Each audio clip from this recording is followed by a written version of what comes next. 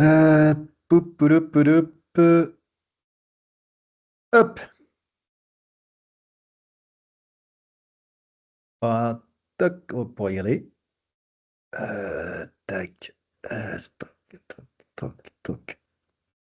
Tout le monde voit mon écran? Oui. Oui. Moi, je vois bien.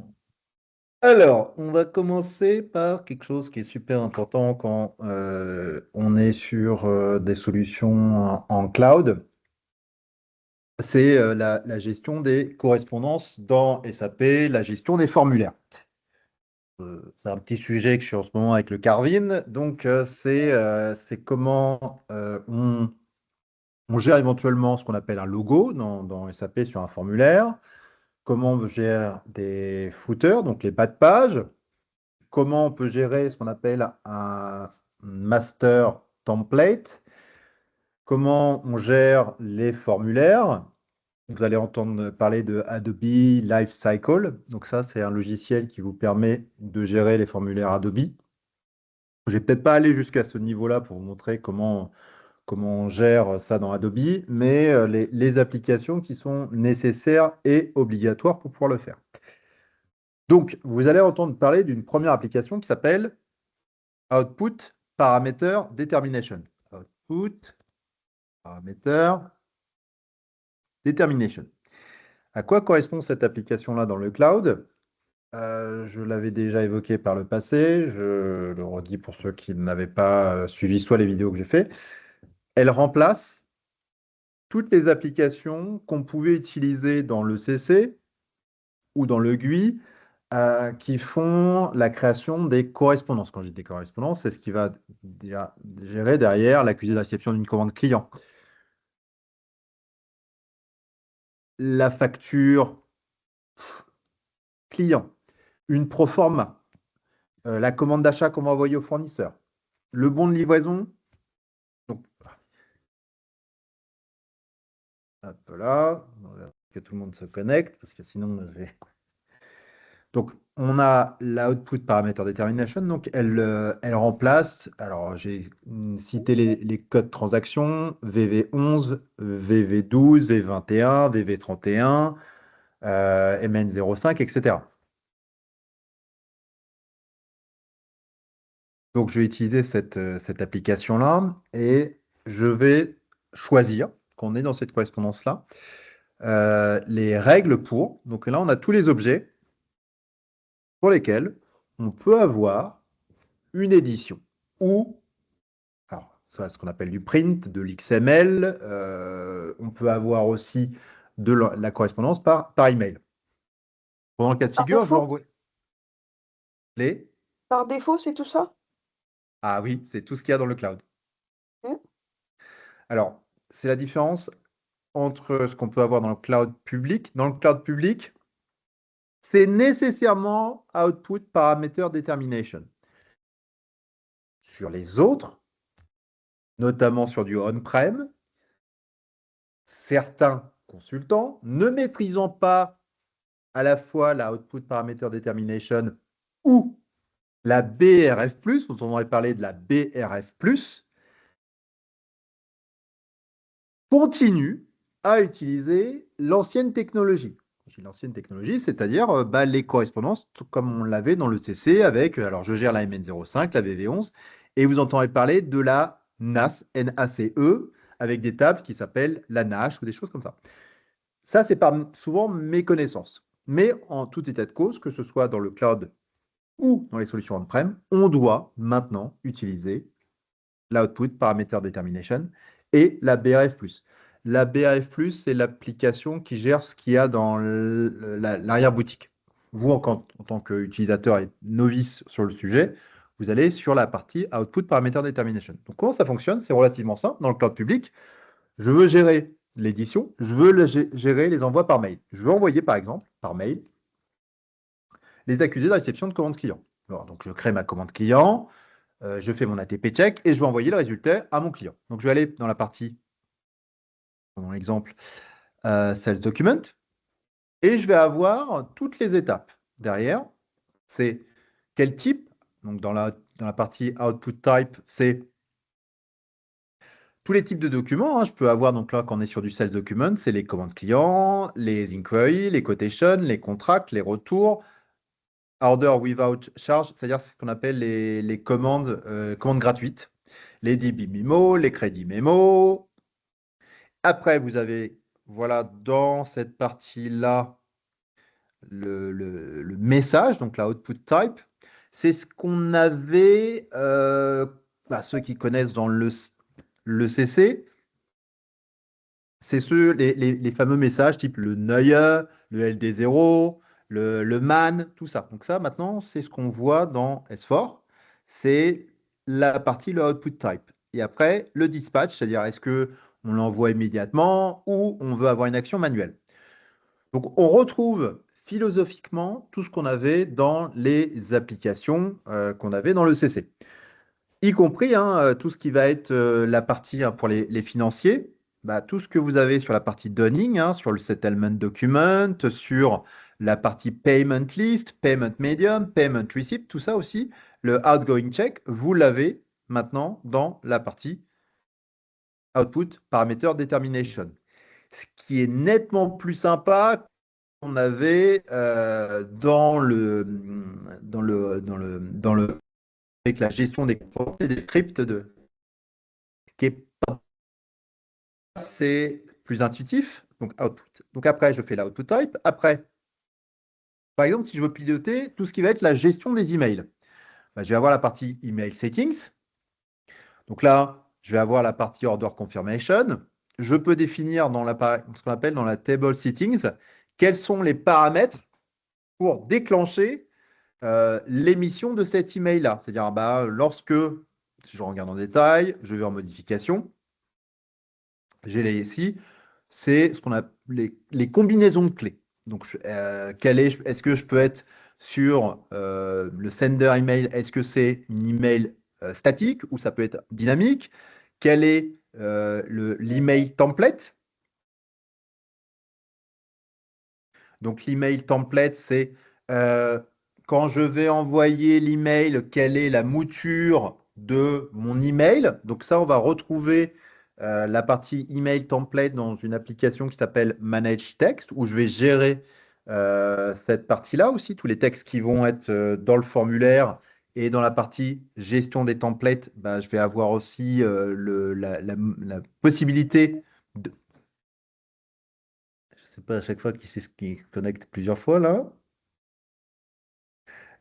Donc la partie email template, donc je vais gérer cette partie-là. Donc ça ne nécessite aucune compétence technique. Donc tout ça, c'est des applications. Je vais avoir dans la partie email recipient, donc pareil, je vais gérer lorsque j'envoie l'accusé de réception de ma commande client. Par défaut, ça on va envoyer donc default email address, donc c'est l'adresse qui se trouve dans mon business partner. Je pourrais très bien avoir que du tout, je peux avoir du CC ou du copy caché. Donc tout ça, je le gère. J'ai la possibilité aussi de faire un export to Excel pour contrôler tous les éléments. Et je vais à chaque fois avoir jusqu'à la partie qui est intéressante, ce qu'on appelle le form template. Donc chaque type de message renvoie un formulaire. Donc, on ne parle plus de Subscript, on ne parle plus de SmartForm, on parle de formulaire Adobe. C'est ici ce qu'on appelle Form Template. Donc, ces Form Template, il faudra que vous ayez, pour pouvoir le gérer, ce qu'on appelle Adobe Lifecycle. C'est un logiciel qui vous permet de gérer ce template. Donc, à quoi ressemble un template? Donc là, je reviens ici. Donc, déjà, est-ce que cette partie-là, c'est clair pour vous? Donc, OPD. Jusque-là, ça va. C'est un Très bien. PDF, chose là? Ah oui, quand on va sur le form template ici, ce que vous voyez, Ok. hop là, quand je me décale sur la droite, ça ici, oui, c'est des formulaires Adobe. D'accord. Donc, le formulaire Adobe, c'est tu utilises Adobe Lifecycle. Alors, ce qui est important, il y a le Adobe Lifecycle que vous trouvez dans le commerce, mais attention, non, vous devez avoir le Adobe Lifecycle, en gros, for SAP. Et là, il fait, alors, vous pouvez le télécharger aussi hein, dans le cloud. Je vous montrerai comment le faire. Donc, à partir de là, vous notez ça ici, form template. Donc, nécessairement, donc première application, output parameter determination. Je détermine, est-ce que j'envoie par email, est-ce que j'envoie par édition, quel est le formulaire que j'associe. Deuxième application qu'il faut connaître, manage, logo.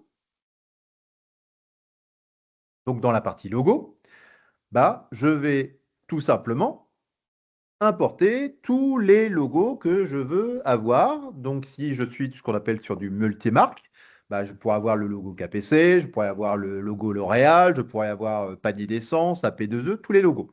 Donc là, ici, je vais encapsuler. Donc, j'ai juste à faire ajouter. Je vais chercher ensuite mon logo. Donc là, hop, là, je chope le logo. Par exemple, je prends le logo KPC. Là, je mets logo KPC, description KPC. Donc là, maintenant, j'ai mon logo que j'ai utilisé, que j'ai chargé. Ce qui est pas mal aussi, c'est que vous voyez Use in. Ça vous permet de savoir est-ce que ce logo-là est utilisé ou non dans un formulaire. En fonction du fait qu'il soit utilisé ou non dans un formulaire, après, ça vous dit, ah oui, donc il y a quelque part où je dois associer ce logo à un formulaire. Pour l'instant, on a vu OPD, on a vu Manage Logo. Maintenant, on va voir la partie pied de page. Je vais aller, troisième application, Manage, Texte.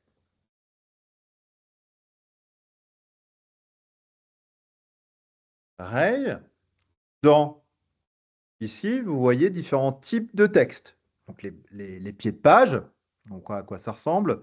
Là, par exemple, un pied de page.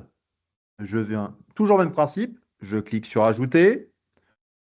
Il aura toujours un préfixe. Je lui indique est-ce que c'est du footer ou c'est l'adresse d'émission. Donc, c'est le petit, donc soit c'est un texte qui se trouve en haut à gauche ou c'est tout en bas.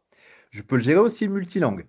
À quoi ça ressemble hein. Un pied de page, par exemple, ici, bah, c'est ce qu'on retrouve hein, dans tout pied de page. Ici, par exemple, le SASU, les différentes informations. Donc, je peux les gérer dans les différentes langues. Après, je peux mettre... Donc, hop, comme ça, j'en profite. Donc, je gère les pieds de page. Même principe à chaque fois. Vous voyez ici, use in.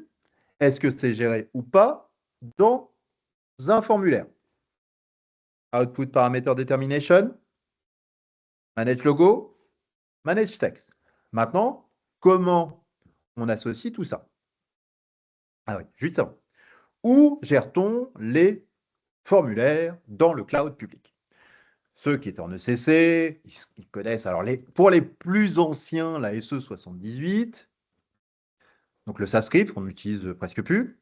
Ceux qui connaissent peut-être la transaction Smartform ou qui connaissent l'application SFP.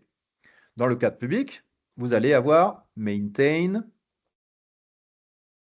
Form Template.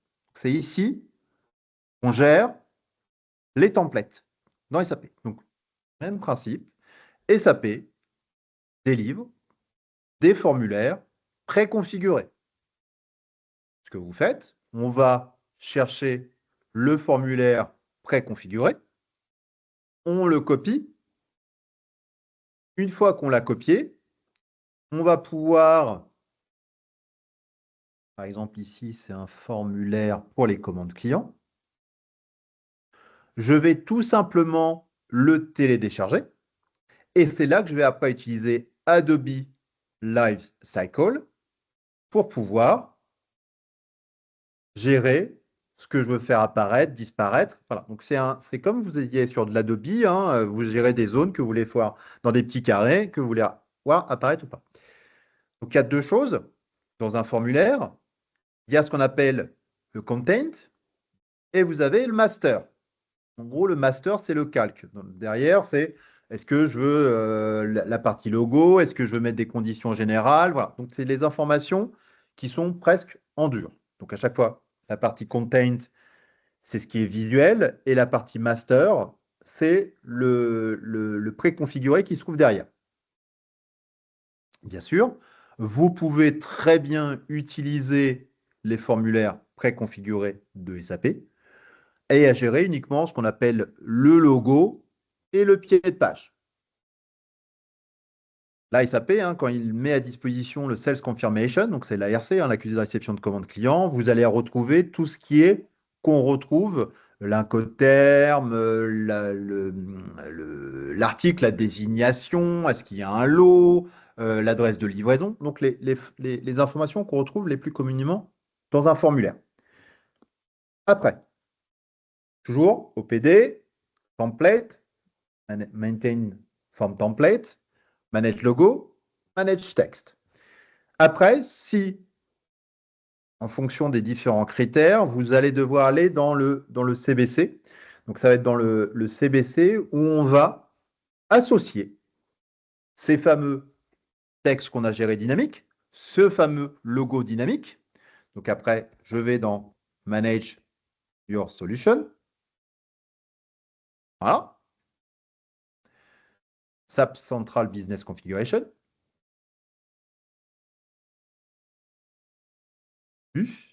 Puf. Je vais dans la partie Configuration. C'est nettement plus sympa que le SPRO.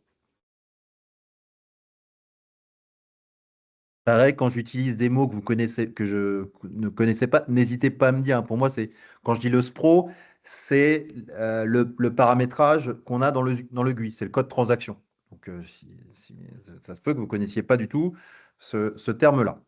Donc ici, soit je connais par cœur où se trouve le point de paramétrage qui le fait, soit je cherche avec des mots-clés. Par exemple, il faut dire, bah tiens, je regarde tout ce qui est en lien avec le form. Là, je regarde forme, donc là, SAP va vous dire tous les points de paramétrage qui contiennent le mot forme. Et ça se trouve en fait dans la partie General Settings. Je vais aller dans la partie Extensibility, Output Management. Et donc là, vous avez un premier niveau qui s'appelle Assign Form Template. C'est j'associe le message qu'on a vu dans la partie Output Parameter Determination, si vous vous rappelez le type de message qui correspond à la Sales Order, par rapport au formulaire que je viens de créer. Donc ici, j'associe un message, ce qui est l'équivalent de ce que vous aviez dans les Sales Order ou dans les Purchase Order du message NIE. Donc ici, vous allez avoir Billing Document, je l'associe au formulaire que je viens créer. J'ai parti pour la Bank Account, vous avez tous les types de messages, la partie Settlement, les Service Order, les Supplier Invoice, tout ça. Et dans la partie Form Template ID, je vais l'associer au formulaire que je viens de créer. C'est relativement simple. Les formulaires que vous créez commencent toujours par le préfixe YY1. Donc ici, j'active le formulaire par rapport à un message. Ça, c'est la partie qui s'appelle Assign Form Template. Et dans la deuxième partie qui s'appelle Define Rules for Determination of Master Form Template, je vais associer, là par exemple, la dérivation. Là, je lui dis, lorsque c'est la compagnie, je ne sais pas, L'Oréal, quand c'est le canal email, je vais lui associer tout simplement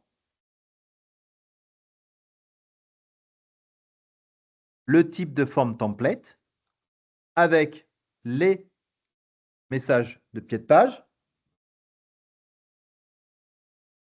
ou bien le logo. Donc c'est là que je vais associer la totalité de bien, lorsque je vais créer une commande d'achat, lorsque je vais créer une commande client, je veux que dynamiquement, je viens ajouter des pieds de page et un logo. Encore une fois, C'est la ça ne trame, nécessite quoi. aucune compétence technique. Donc c'est là qu'avec tous ces points de paramétrage-là, vous êtes en mesure de piloter la gestion des formulaires ainsi que des correspondances dans SAP. Si on prenait maintenant le petit exemple pour voir comment ça fonctionne après dans la vraie vie. Donc j'ai fait la gestion des formulaires, Donc, si je venais créer, par exemple, une commande client, là, je me positionne ici.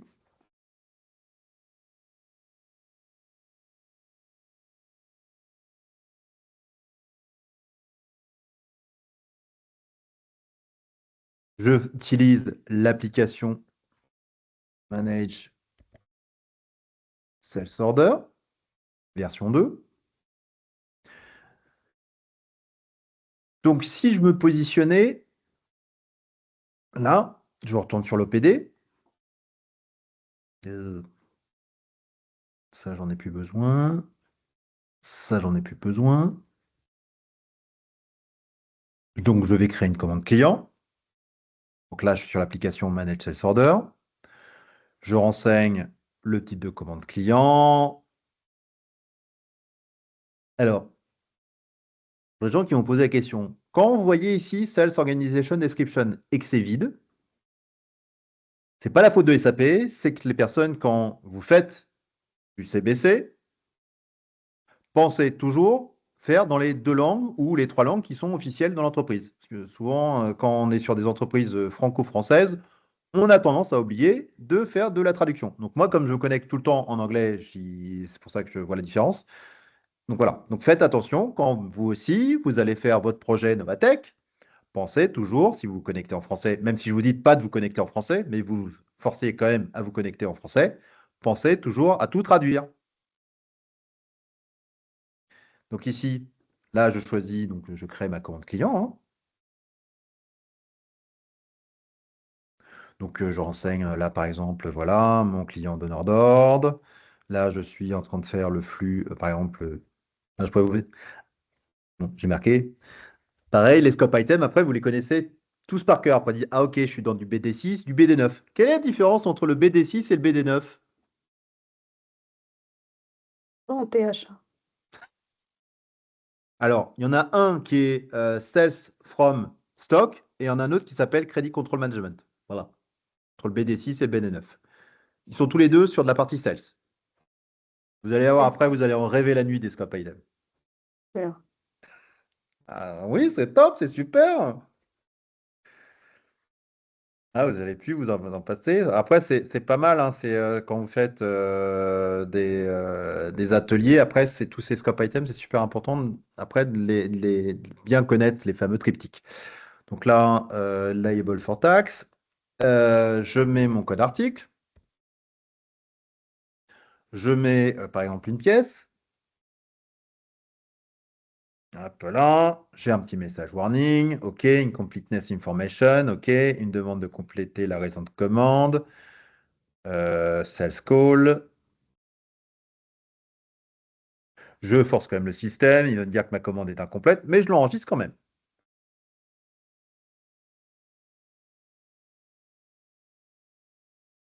OK, je sauvegarde.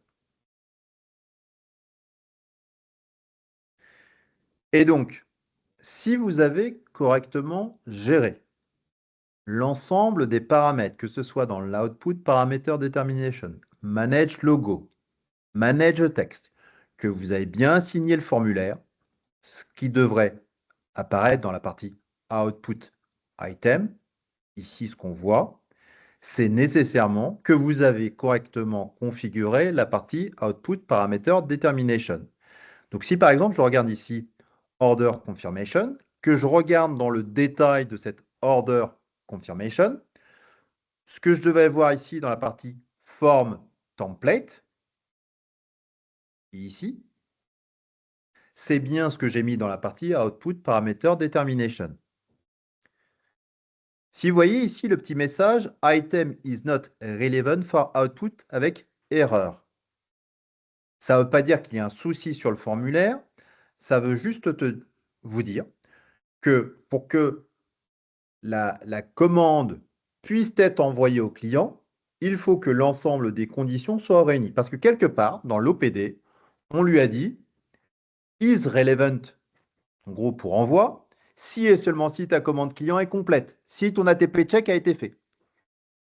Si tout ça n'est pas réuni, le système vous ramène correctement les informations, mais il va voir ici in preparation. C'est-à-dire que pour l'instant, il ne peut pas envoyer le message parce que vous avez défini comme critère de is relevant, en gros pour envoi, que la commande client doit être complète. Vous aurez la même chose que pour une facture.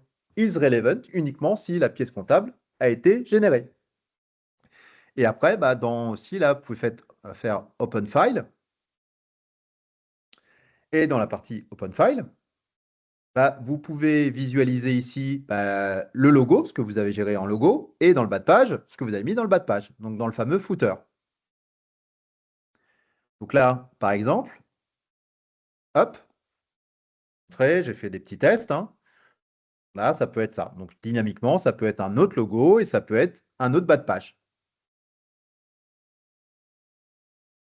Tout le reste, dans cette partie-là, ça, c'est ce qu'il y a dans le standard, dans le formulaire qui est pré-délivré. Donc, on retrouve commande départ, la date de commande, la ref client, le contact, l'adresse de livraison, l'adresse de facturation, les conditions de paiement, tout ça. Voilà. Est-ce qu'on est autorisé à utiliser un autre formulaire, la trame d'une entreprise, par exemple, au lieu du formulaire SAP, là? Ah ben, vous pouvez le faire, mais encore une fois, dans le cloud public, c'est d'être dans du fit to standard. Donc, si le client commence à dire, ah oui, mais moi, je voudrais, en gros, imposer mon formulaire, mais il n'y a pas de souci. Sauf qu'on va dire, du temps, c'est de l'argent. Le principe du fit to standard, c'est vraiment de dire, on vous montre le standard SAP, vous y adhérez. Après, c'est de se dire, ah bah tiens, est-ce que toutes les informations que le client veut sont présentes? Voilà, c'est toujours cette question-là. Est-ce que, parce que si après il commence à dire, ah oui, mais je voudrais rajouter une colonne, et là, c'est dit nice to have, c'est bien sûr possible. Encore une fois, c'est pas dire un non catégorique, mais le principe du cloud public, c'est que la majorité des clients va être dans une optique de je suis au forfait. Et au forfait, nous, on ne va pas s'amuser à faire passer 50 heures à lui dessiner son formulaire. Donc, ça sera nécessairement quelque chose qu'on va passer en régie. On va dire, pas de souci. On va consacrer 10 jours, 20 jours, 30 jours à faire vos formulaires. Et on peut lui faire exactement le formulaire qu'il veut. Ça, c'est pas un souci. D'accord. Ça, Deuxième question. oui, bah, Sur c'est une fait pour ça. commande, merci. Sur une commande comme celle-ci, là, le Ouais, PDF, là, ouais, disons que je veux ajouter un commentaire pour une période donnée. Genre, faites voir le formulaire, c'était quoi? C'était une commande client? ouais, tout à fait. Ah ben, genre, euh, aucune livraison possible aucune livraison sera possible la dernière semaine de l'année, par exemple. Bah, tu vas gérer en fait ici ce qu'on appelle soit c'est un texte qui concerne de façon globale toute la commande client, donc ce qu'on appelle un texte en header. Donc là, je vais pas dire bah, ici individuellement type de texte, bah, c'est pas une note interne, donc c'est bien une note pour le client, ou ça peut être une note pour la partie shipping, ou ça peut être une note qu'on veut qui redescende jusqu'à la facturation. Donc là, sales note. Donc là, je regarde bien que mon formulaire, c'est bien en français. Et là, je vais dire, oui, tu peux mettre le texte, blablabla. Je sauvegarde. Oui, je sais.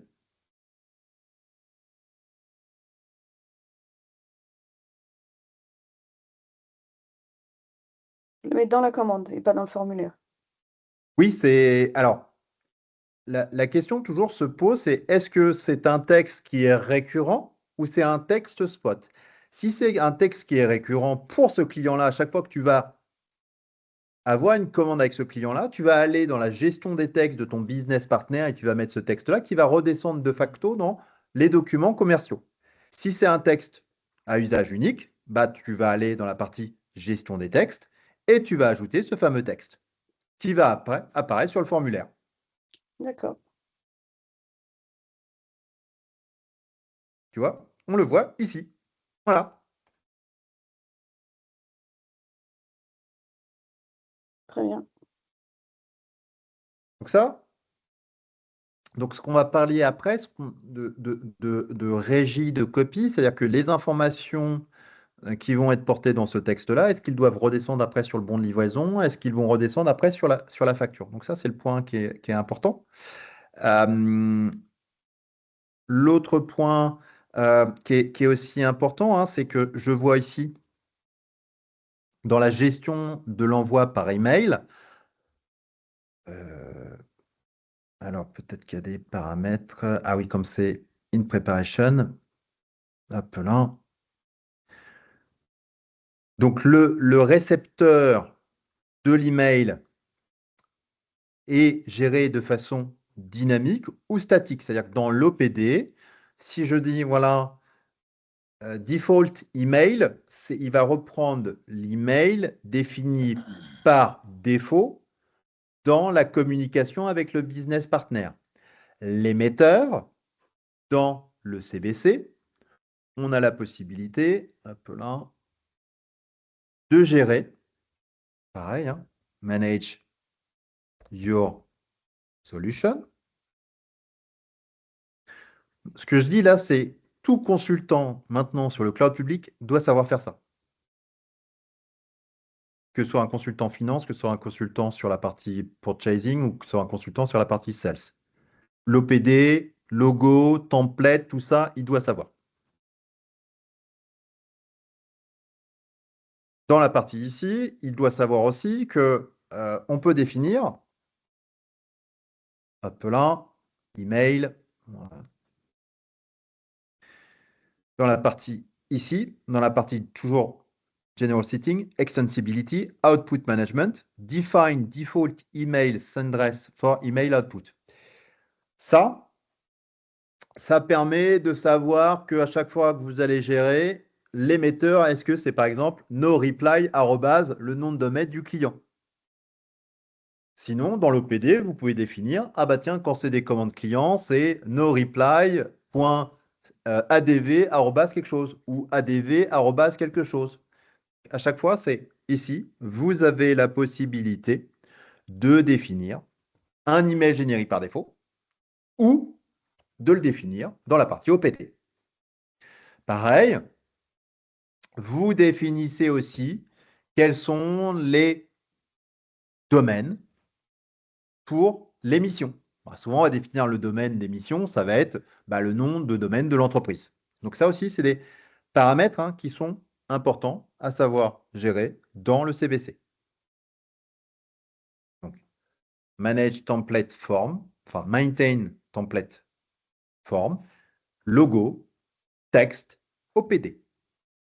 Ça, c'est dans votre petite besace. Et après, la partie CBC, dans la partie CBC, c'est dans la partie General Settings, Extensibility, Output Management. Et après, ça roule tout seul. Et comment je sais ici si je suis dans la partie vente ou achat? C'est pas les Ah mêmes non, expéditeurs.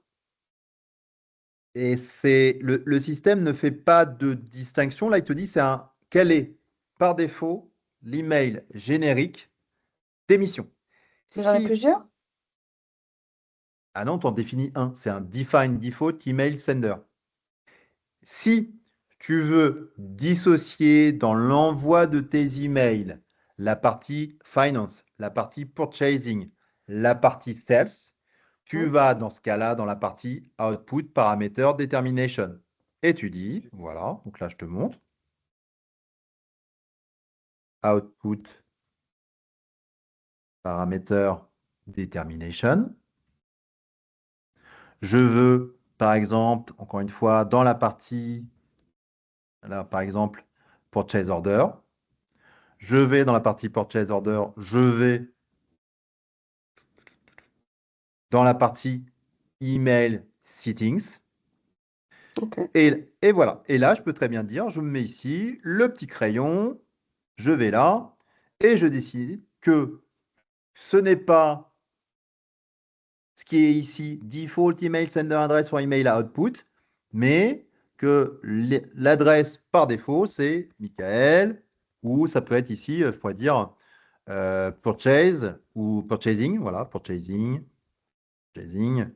arrobase, kpc.com. Voilà. J'ai une question. Voilà. J'ai Ok. une question, Juste, Michael.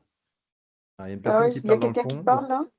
Oui. Mais Euh, Imagine l'adresse qu'on met dans la partie communication de BP. Si par exemple, je veux récupérer l'adresse qui est là-bas, dans le BP. Ah, ça, c'est par défaut. C'est-à-dire que là, tu as deux choses. Tu as la partie email setting. Ça, c'est l'émetteur, sender.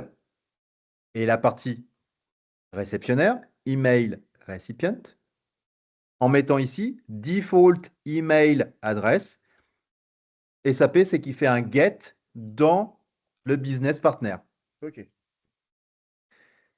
Dans l'hypothèse où la question serait, mais je souhaite envoyer l'email à plusieurs contacts de mon BP. Mm. SAP dit non, non. Tu peux le faire, mais dans ce cas-là, tu vas ajouter différents paramètres ici. Tu vas aller dans ton table setting. Tu vas dire, lorsque dans les valeurs, ici dans le table setting, j'ai la possibilité de définir des paramètres. Donc, je vais rajouter des paramètres pour dire, lorsque ça va être le fournisseur X, parce que c'est peut-être pas tous les fournisseurs, je souhaite avoir, je vais le gérer de façon plutôt statique, les adresses pour lesquelles je souhaite envoyer l'email. Une fois, la règle est relativement simple. Je souhaite envoyer plus d'un email à mes contacts fournisseurs, à mes contacts clients. Tout se fait dans l'OPD. La règle vaut ici sur le default email adresse que pour une adresse email de contact. Et après, je vous invite à regarder le scope item qui s'appelle 2LQ, croix de tête, SAP. C'est celui-ci. C'est pas, je crois que c'est 2LQ, ou c'est lequel voilà, en fait, je vais retrouver parce que je conseille le connaître bien, ou c'est le 1LQ. Je suis en train de regarder. Ah, voilà.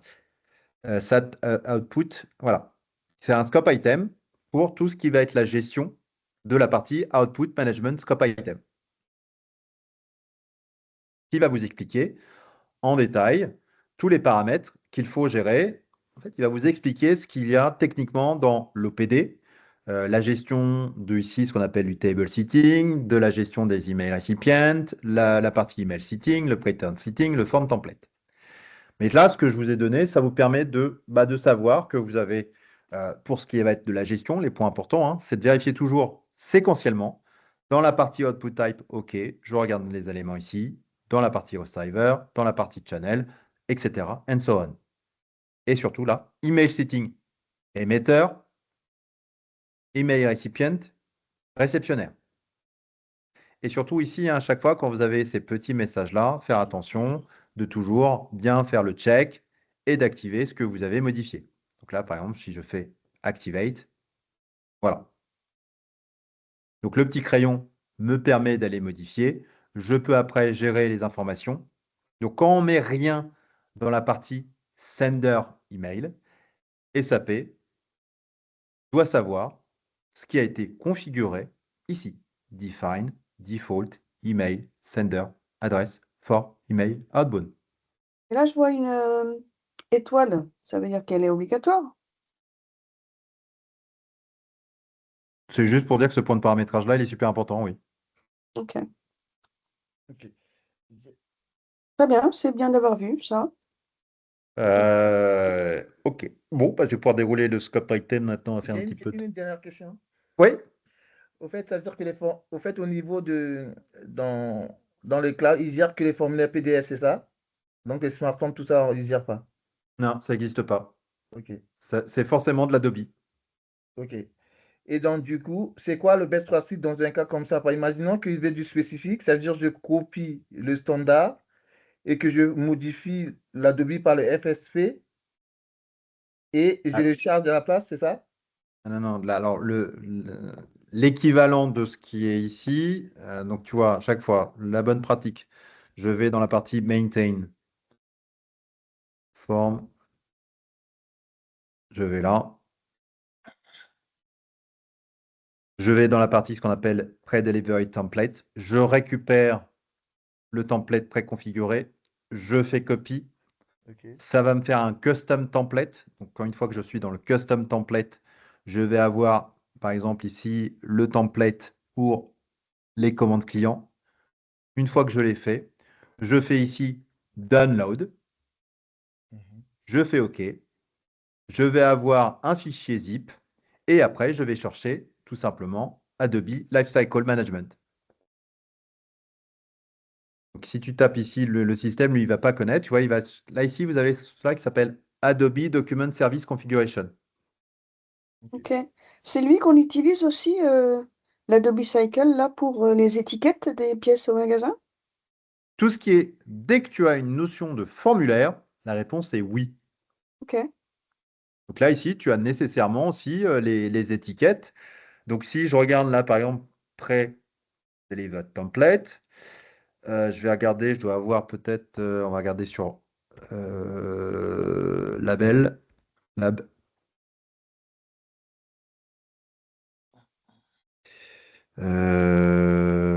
Toc, toc, je sais pas comment ils l'ont nommé, data source.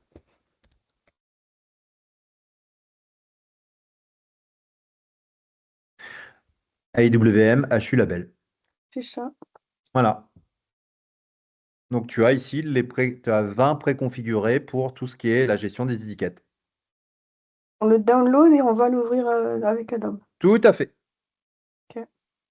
Il y en a combien par défaut des formulaires? Oh, il y en Juste a une pas- idée comme ça. Là, si je regarde de là, j'en ai 1139. Oh, que 1139. Voilà. Donc je pense que voilà, tout le monde y trouve son bonheur. Ok. Donc on sélectionne, tac, on fait le download et après, alors je pense pas que je l'ai installé sur ce poste-là, mais je l'ai sur un autre. Euh, Vous ouvrez Adobe, vous allez récupérer le zip, vous l'ouvrez et vous avez dedans un XPS, donc c'est l'extension qui vous permet après d'ouvrir. Donc vous avez deux choses importantes, hein. Vous avez le formulaire et le master. Chaque fois, pensez à un calque. Le formulaire, c'est ce qui est visible, ça va être les petits carrés sur lesquels vous avez le content, ce qui est à l'intérieur. Et le master, c'est ce qui se trouve derrière, notamment, on va dire, on va dire la gestion du logo, les pieds de page, tout ça. Mais la bonne pratique, encore une fois, hein, on copie, on télécharge, Mhm. et par défaut, en fait, il y a des zones qui sont masquées. On peut les faire réapparaître. Et on peut bien sûr complètement refondre le formulaire dans Adobe, hein. Et on peut très bien mettre du code, mettre des custom fields. Vous pouvez faire plein de choses. Ouais, c'est du temps. Et dans un projet en cloud public, bah, faut mieux plutôt délivrer le plus rapidement possible et de uniquement dire au client, bah, réutilisons les templates standards. On va gérer le logo, le pied de page et après le reste, bah, on va essayer d'éviter de faire trop de customisation. Mais ça reste possible. Ok. Ok. Tac, là, bah, on va continuer. Je voulais faire un petit flux d'attaque, point important. Excusez-moi, j'ai une question. Oui,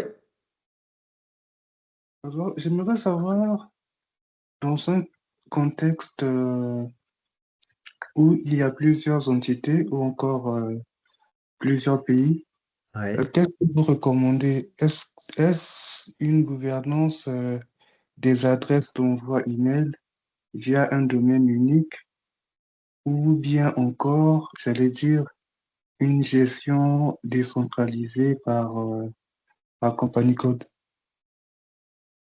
Bah, tout dépend comment s'organisent tes services. Est-ce que c'est, par exemple, pour les achats, est-ce que c'est des achats centralisés? Dans ce cas-là, tu vas plutôt adopter une adresse email générique d'émission qui est capable d'être lue par tout le monde. Ou bien c'est une organisation d'achat décentralisée, c'est-à-dire une organisation d'achat par pays. Et dans ce cas-là, tu vas plutôt aller dans ton OPD et gérer, par D'accord. exemple, une adresse FR, une adresse DE, une adresse IT, une adresse, je sais pas, LU. Voilà. Mm. Ok, Le cloud public, c'est pas non plus des mastodontes qui l'utilisent, hein. Donc, ça va être de la PME qui souhaite s'étendre à l'international, mais ça va pas être l'entreprise qui dispose de 50 filiales à l'étranger. Donc, c'est relativement simple.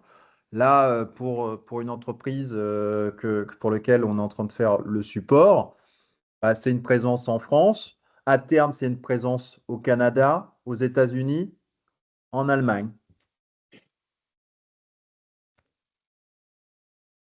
Donc ok, après, l'organisation interne, S'il n'y a plus que ça à gérer, de se dire on crée une adresse email générique pour l'émetteur ou pour une filiale ou des filiales, c'est pas ce qu'il y a de plus compliqué après à gérer.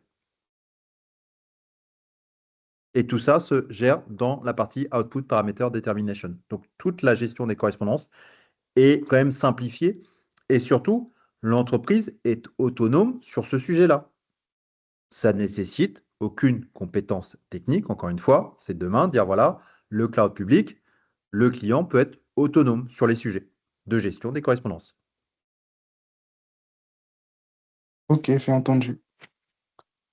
Juste, on peut revoir où est-ce qu'on lui dit de générer le PDF euh, dans la commande. Tout à l'heure, on a vu qu'il était en préparation. Il faut qu'elle soit enregistrée pour qu'il le génère, c'est ça? Alors, non, c'est le statut qui soit in preparation. Voilà. Pour qu'il soit envoyé, le point important quand on est sur la partie OPD, je retourne sur la partie Output Parameters. Hop là, output. Para-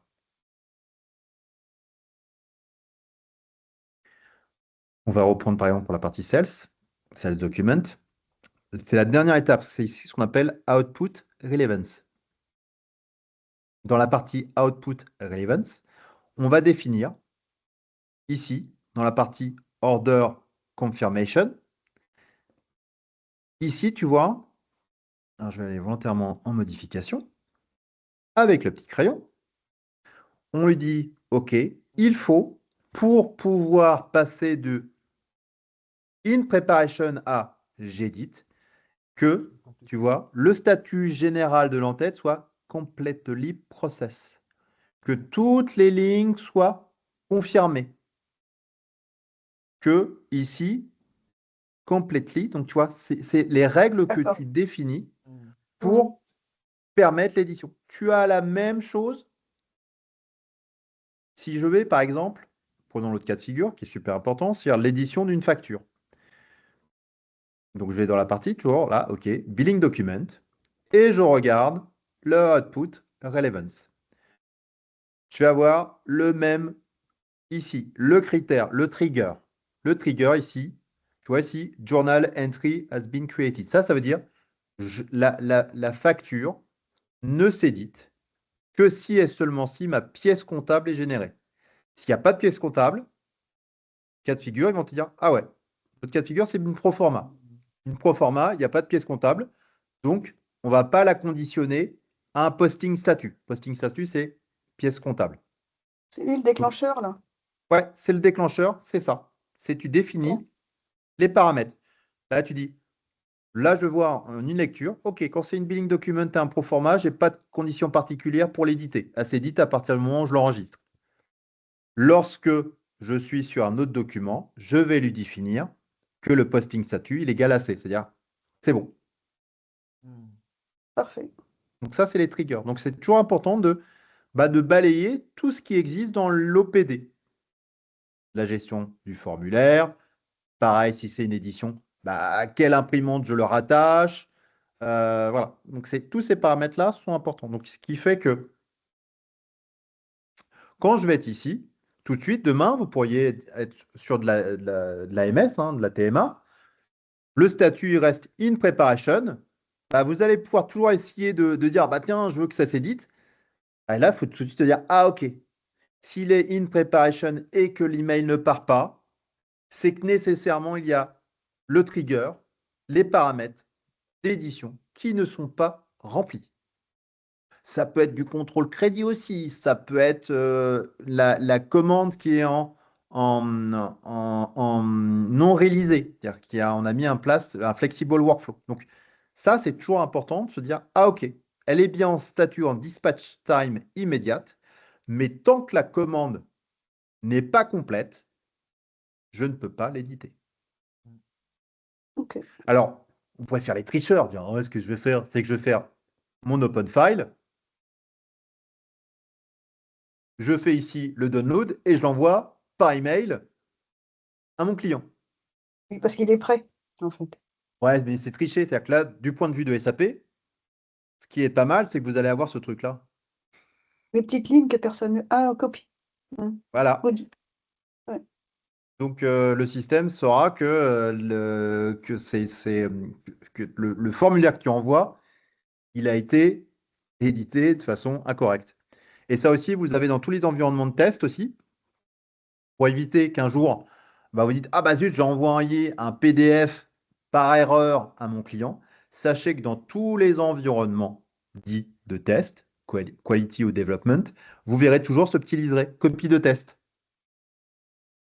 Ce qui fait que si malencontreusement vous envoyez dans un environnement qualité à un client une vraie commande, enfin, une commande en qualité, bah, il aura toujours ici ce qui lui permet de dire, ah ok, c'est pas une vraie commande. Voilà.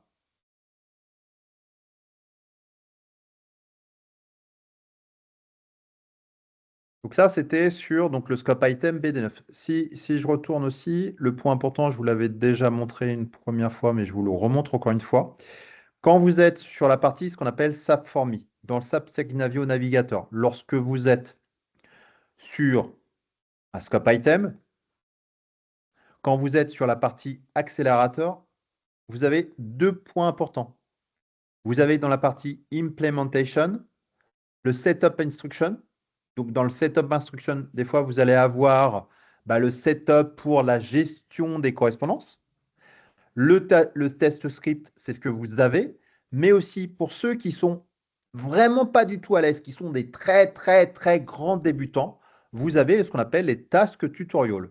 Quand je clique sur Task Tutorial, vous avez en fait cette partie-là qui s'ouvre. Sales from Stock.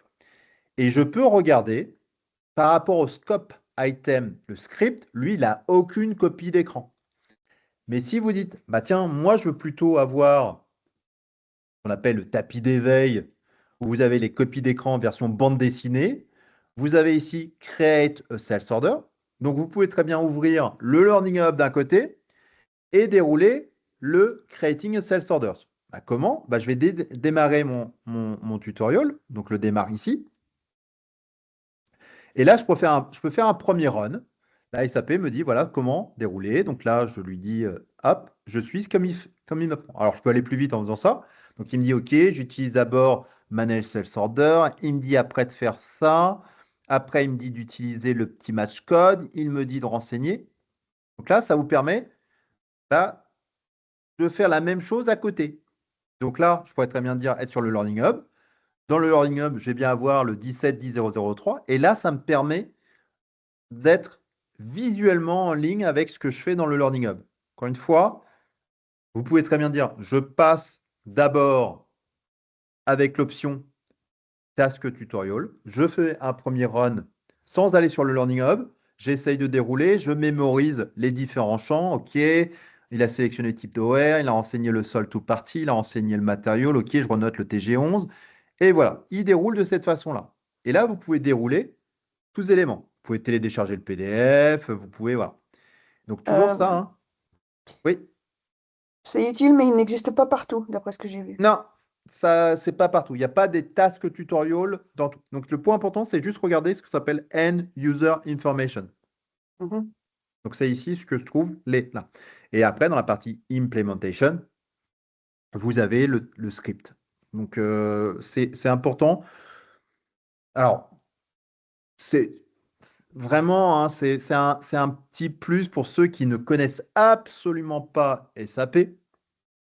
C'est ce petit plus-là. Mais très vite, il faut savoir faire sans les copies d'écran.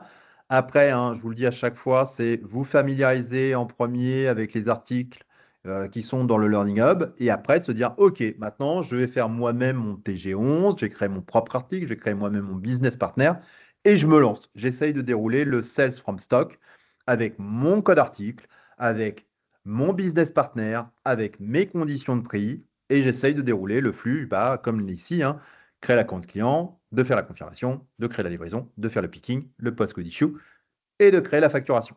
Et si je compliquais un peu les choses, je pourrais créer un magasin qui est plutôt géré sur IWM.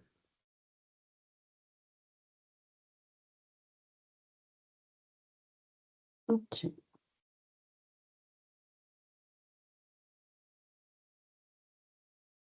Des questions?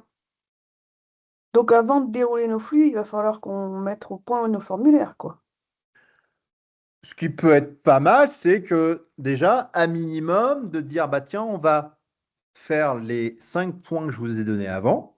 Donc, de gérer pour votre société Novatech, de prendre le formulaire qui correspond à la facturation, à la commande client, au bon de livraison, de le dupliquer et de gérer le logo de Novatech et le pied de page de Novatech. Si déjà vous arrivez à faire ça, c'est déjà pas mal parce que vous savez dire, OK, je sais gérer le pied de page, je sais gérer le logo, je sais comment gérer les correspondances dans SAP, je sais assigner le formulaire que j'ai créé par rapport au message et j'ai bien soit le print, soit l'email.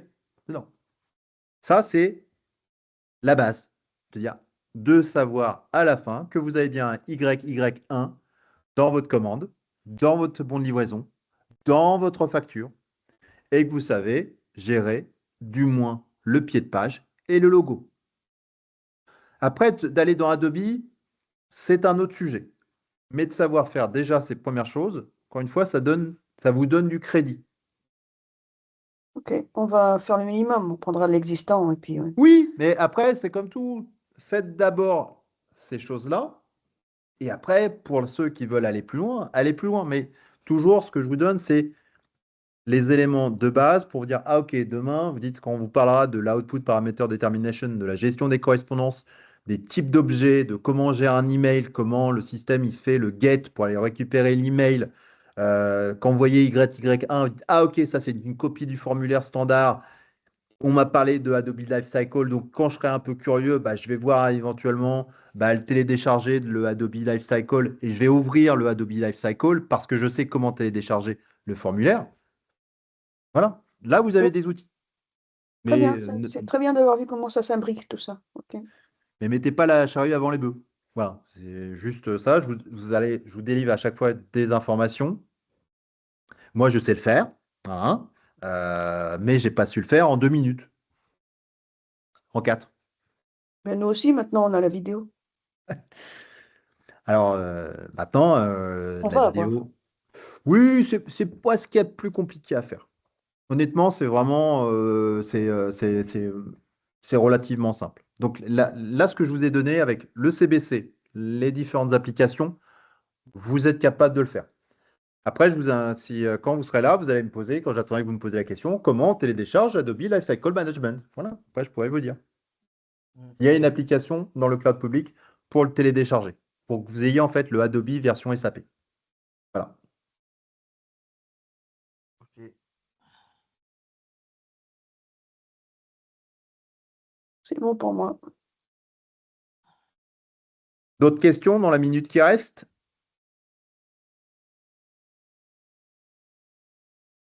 J'ai une question. Oui. Quand je télécharge, en fait, la version Adobe, les templates là, je télécharge, imaginons que le client me demande que je mette du spécifique, ajouter d'autres colonnes et tout ça. Si je vais dans l'Adobe, au fait, l'équivalent de ce que on faisait avant, le SFP, je ne sais plus quoi, Oui, bref, c'est ça. on Tout peut à fait. l'importer là-bas, au fait, le template là, et le modifier. Comment on fait? C'est le même Peut-être après. principe que tu avais avec la transaction SFP, c'est que Ok, tu vas télécharger ok, le formulaire qui se trouve dans Maintain Form. Et après, tu vas lancer Adobe. Tu vas reprendre soit c'est le master que tu modifies ou c'est le template que tu modifies. ok. Et dans le form template, bah, tu vas rajouter des colonnes. Et attention, hein, tout dépend ce que demande le client. Est-ce que c'est des zones qui sont mises à disposition par rapport aux structures des données qui sont disponibles dans le système? C'est-à-dire que s'il te demande de rajouter des colonnes avec des informations qui n'existent pas dans SAP, bah, il va falloir que tu crées une custom fields. Mhm. Et cette custom fields, ce qui est pas mal, elle est native, donc elle va s'insérer dans le nouveau formulaire. Donc il faudra dire, bah, j'active une custom fields. Cette custom fields, je l'active après et je la rends visible dans le formulaire Adobe. Ok.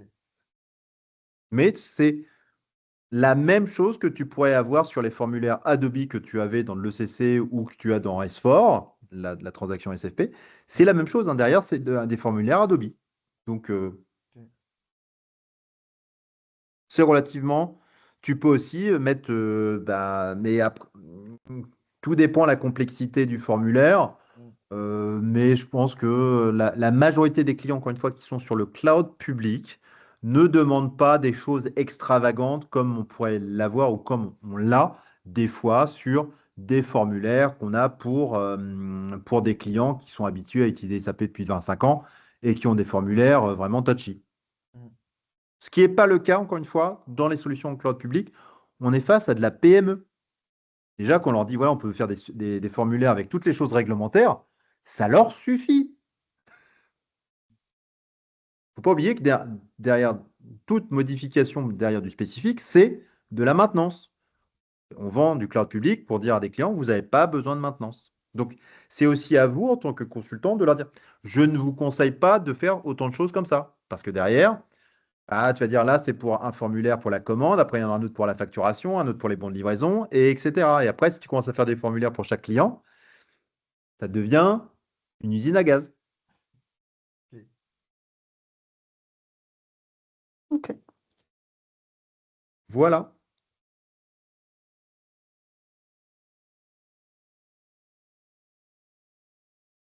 T'as d'autres questions?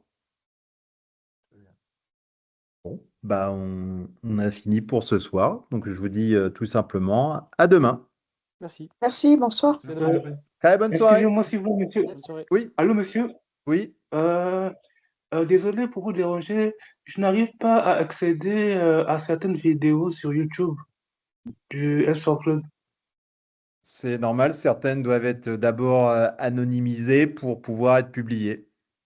Ok. Donc il faut juste me demander lesquelles vidéos que tu souhaites voir, mais il faut que je regarde pour qu'elles soient anonymisées, parce que des fois, ça peut être sur des environnements où j'ai créé avec des vraies données, donc je dois les masquer. Voilà. Donc, toutes les fois que j'en ai besoin, je reviens vers vous, c'est ça? Ah bah oui, oui, il y a un certain nombre de vidéos qui sont en membres, et ces vidéos qui sont en membres, c'est que j'ai pas encore eu le temps de les retravailler. Voilà. Ok, ça Donc tu fais marche. un mail, Julie après me transmet, mais il faut faire un mail parce que sur WhatsApp, c'est pas le genre de choses que je vais faire tout de suite. Donc il y en a pas tant que ça qui sont trucs, c'est souvent des vidéos qui sont liées à de la BAP, je crois, peut-être. D'accord. Ok. Merci. Pas de rien. Moi, j'ai une question, mais je vais garder au fait sur les vidéos YouTube, peut-être ça va répondre à ma question. Parce que je viens de prendre les trucs en cours. Au fait, c'est Ouais. les BD9 et tout ça. On le voit directement dans Signaview, c'est ça? Pour savoir, Ouais. parce que là, ok. Là ici, par exemple, si je vais aller sur le SAP Stagnivio Navigateur. Donc là, quand j'arrive ici sur SAP For Me, je mets ici dans Search SAP, je mets le scope item que je souhaite avoir. Je fais par exemple BD9. Je fais entrer. Et là, il va me dire. Et après, je fais est-ce que c'est du private ou c'est du public? Ah, c'est du public. Et après, je vais regarder, bon voilà, sur les versions. Et donc, dedans, j'ai les docs. D'accord. Imagine, tu ne connais pas cette truc-là. Je mets par exemple Salesforce, tu vas nous appliquer les BD9. J'ai j'ai un vrai bruit de fond, je ne sais pas d'où ça vient là. Oui. Donc, quand tu sais que c'est pas, quand tu sais pas c'est le BD9, c'est ça, tu veux dire? Oui, c'est ça. Bah, c'est très simple. Je vais ici dans ce qu'on appelle l'app library. Donc, je suis dans library. Au minimum, tu sais quelle application, quelle transaction. Si tu dis, bah tiens, je sais que c'est la partie gestion des commandes clients. Moi, par exemple, je dis, bah tiens, je veux voir manage sales order. Là, je veux tout ce qui est la gestion des commandes clients. Je clique ici, par exemple, manage sales order. Je regarde, première chose, je dis, voilà, c'est sur du cloud. Une fois que j'ai fait ça, dans la partie Product Features, je descends tout en bas et tu vas avoir tous les scope items auxquels appartient l'application. Et c'est là que tu dis, bah voilà, dans la partie Sales, j'ai le scope item BKA, BDW, DEQ et notamment le BD9, le Sales from Stock. Très bien. Voilà. Très Donc bien. chaque application te renvoie à un ou plusieurs scope items. Très bien. Et à partir d'ici, si tu cliques dessus, là, ça va t'amener directement sur SAP Signavio. Très bien. Voilà. Donc tu vois, hop, et tu arrives ici directement, Sales from Stock. Très bien.